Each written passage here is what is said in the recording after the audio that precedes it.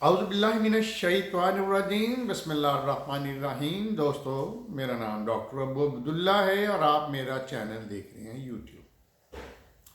ہم بات کر رہے تھے سیریز آف لیکچر جو تھے قرآنک سائنسز اینڈ ہیلتھ کے بارے میں۔ آج ہم بات کریں گے دودھ کے بارے میں۔ اللہ تعالیٰ نے قرآن میں کیا اس کا ذکر کیا ہے۔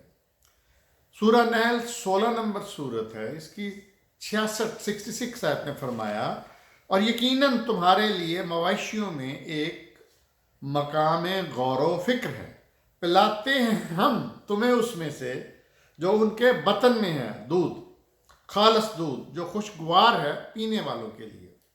یہی چیز رپیٹ کی ہے سورہ مومنون 23 نمبر سورت کی 21 آیت میں، اور بے شک تمہارے لیے مویشیوں میں ایک مقام غور و فکر ہے، پلاتے ہیں تم کو اس میں سے جو ان کے بطن میں ہے، یعنی دودھ، اور تمہارے لیے اس میں بہت سے فائدے ہیں، اور ان میں سے بعض کو تم کھاتے بھی ہو، یعنی مویشیوں کو، گائے، بھیڑ، بکری۔ انسانی دودھ کے بارے میں بقرہ 2 نمبر سورت کی 233 نمبر آیت میں فرمایا، اور مائیں دودھ پلائیں اپنی اولاد کو پورے 2 سال۔ تو ہم نے دیکھا کہ قرآن پاک میں اللہ نے دودھ کا ذکر کیا ہے اور بتایا ہے کہ اس میں فائدے ہیں، مویشیوں کے دودھ میں بھی اور ماؤں کے دودھ میں بھی، جو انسانی مائیں اپنے بچوں کو پلاتی ہیں۔ ہم جانتے ہیں کہ ایک میڈیکل پوائنٹ آف ویو سے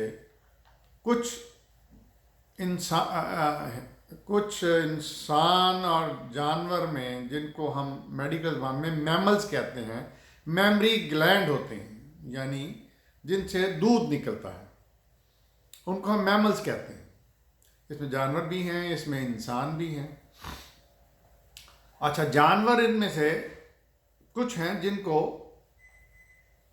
مویشی کہا گیا ہے، یعنی وہ جانور جو گھاس پھوس کھاتے ہیں، اور ایک وہ جانور ہیں جو کہ گھاس پھوس کی بجائے خون، گوشت، کچا گوشت وغیرہ کھاتے ہیں، جن کو ہم درندے بولتے ہیں۔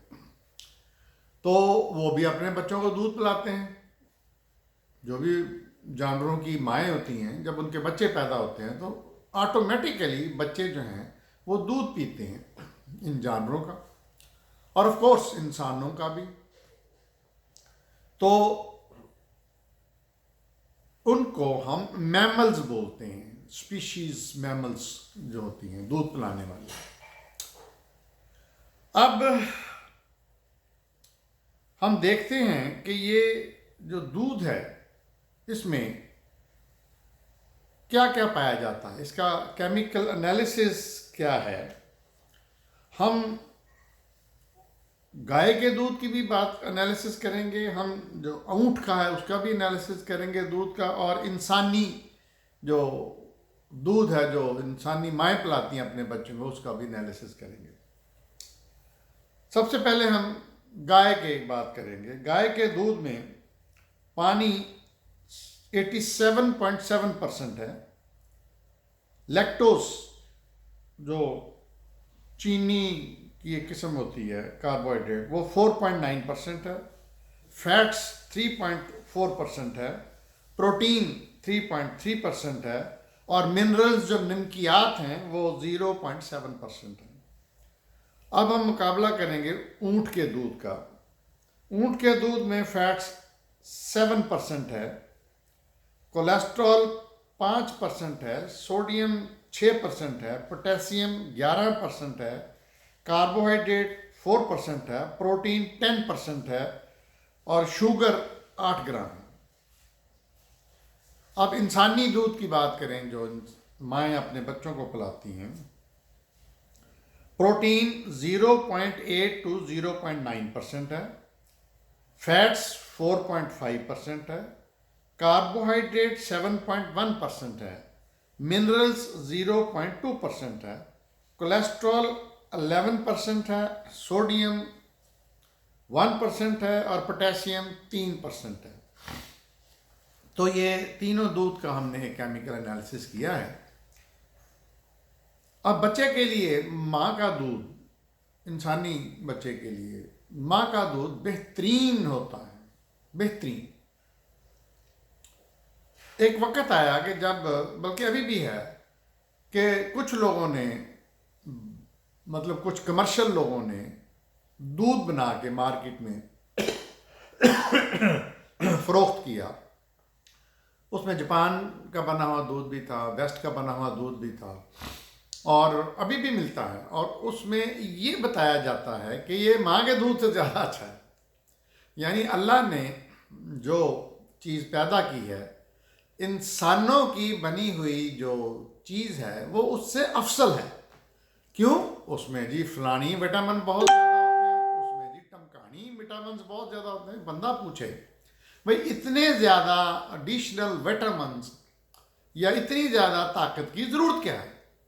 اللہ نے انسان کو بنایا، اور انسان کی جو والدہ ماں ہے جب بچہ جنتی ہے تو آٹومیٹیکلی دودھ جو ہے وہ شروع ہو جاتا ہے اس کے چھاتیوں سے. تو وہ بہترین ہے، نہ صرف بچے کے لیے بلکہ بچے کی ماں کی صحت اس سے جڑی ہوتی ہے. یعنی وہ مائیں جو ہیں ان کی اپنے جسم کے لیے دودھ پلانا بہت ضروری ہے. لیکن جس طرح کمرشل لوگ ہیں وہ ہر چیز میں پنگا کرتے ہیں، ہر چیز میں چیز بیچنے کے لیے مبالغہ آرائی کرتے ہیں کہ اس میں وٹامن ڈی بہت زیادہ ہے، اس میں فلان بہت زیادہ ہے. لیکن جب اللہ کہہ رہا ہے تو اس کا مطلب ہے کہ ماں کا دودھ ہی اس کے لیے بہترین خوراک. اچھا، اونٹ کا دودھ جو ہے یہ بھی بڑی اعلیٰ چیز ہے. کیونکہ اس میں کولیسٹرول کم ہوتا ہے، اور یہ یورپ میں اسپیشلی ہالینڈ میں اس کو اب کمرشل بنیادوں پہ سیل بھی کیا جا رہا ہے. ویسے جو ویسٹ کے لوگ ہیں یہ اونٹ کو پسند نہیں کرتے کسی بھی طرح سے. تو ہم دیکھیں گے کہ دودھ سے کیا کیا فائد ہوتے ہیں انسانی دودھ سے. بریسٹ فیڈنگ کی جو اکانومی ہے وہ $300 بلین ایک سال میں ہے.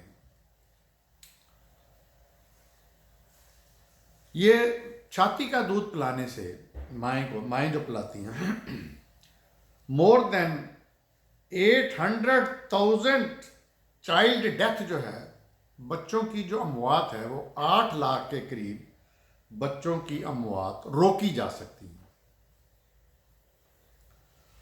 اور جو مائیں ہیں ان کو 20,000 سالانہ بریسٹ کینسر سے بچا جا سکتا ہے. یہ حیرانگی کی بات نہیں ہے. یعنی breast feeding saves lives and money in all countries, rich and پور، ایک جیسے امیر بھی اور غریب بھی اس سے فائدہ اٹھا سکتے ہیں. اس سے جو بچے کی زندگی کی عمر ہے وہ بڑھتی ہے، لائف ایکسپیکٹنسی جس کو ہم کہتے ہیں. جن بچوں نے ماؤں کے دودھ پیے ہیں ان کی لائف ایکسپیکٹنسی زیادہ ہوتی ہے، ان کی عمر لمبی ہوتی ہے. یعنی دوسرے بچوں کی نسبت جو ماں کا دودھ نہیں پیتے ان میں 1/3 جو ڈیتھ ہوتی ہیں وہ انفینسی شیرخوار شاید اس کا ترجمہ ہے، جو انفینٹس ہوتے ہیں جو ماں کا دودھ نہیں پیتے اس میں 1/3 اموات زیادہ ہوتی ہیں. پھر اس ماں کے دودھ کے پینے سے ڈائریا نہیں ہوتا، یعنی پیچش آنتوں کی تکلیف نہیں ہوتی.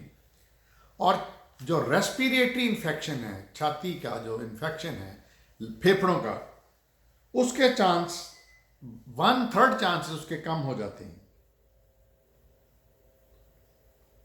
جیسا کہ میں نے بتایا کہ 8 لاکھ سے زیادہ بچوں کو موت میں جانے سے روکا جا سکتا ہے اگر وہ ماں کا دودھ پئیں. ماں کا دودھ پینے والوں میں انٹیلیجنس زیادہ ہوتی ہے.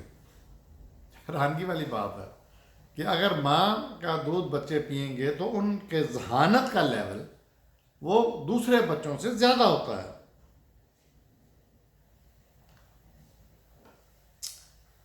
یہ ایک رپورٹ ہے کہ boosting breast feeding rates for children under 6 months to 90% in USA, China and Brazil, and 45% in Britain would dramatically cut treatment costs of common childhood illnesses such as pneumonia, diarrhea and asthma. یعنی پیٹ کے، چھاتی کے، دمے کے جو امراض ہیں وہ اگر بریسٹ فیڈنگ بچہ کر رہا ہے تو اس کے 6 مہینے پہلے جو اگر اس نے ماں کا دودھ پیا ہے تو اس کی 90% امریکہ، چائنا اور برازیل میں اور 45% برطانیہ میں جو ہے اس کا بیماریوں سے بچاؤ ہو سکتا ہے. جو مائیں دودھ پلاتی ہیں زیادہ لمبے عرصے تک، جس طرح اللہ نے کہا ہے کہ 2 سال مائیں دودھ پلائیں،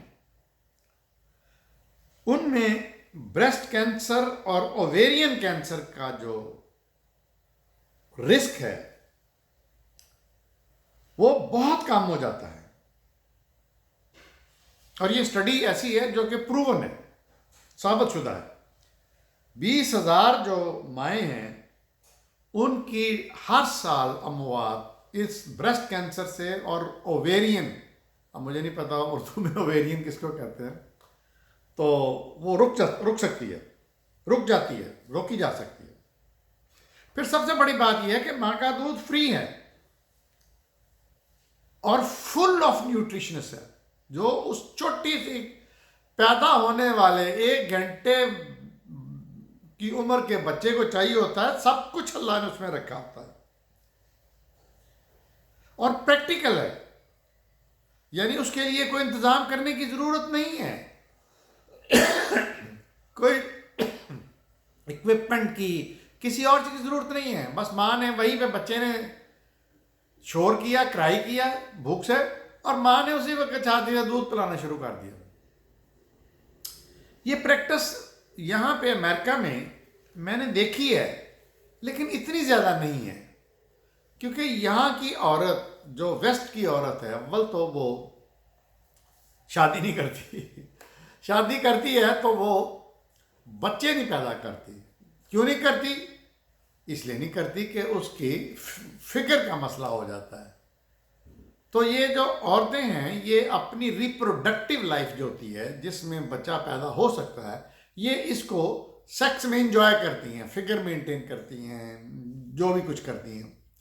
تو اب بچہ ہی نہیں پیدا کرنا تو دودھ ہی نہیں پلانا تو کینسر تو بھائی ہوگا، ان کی لائف رسک تو بنے گا.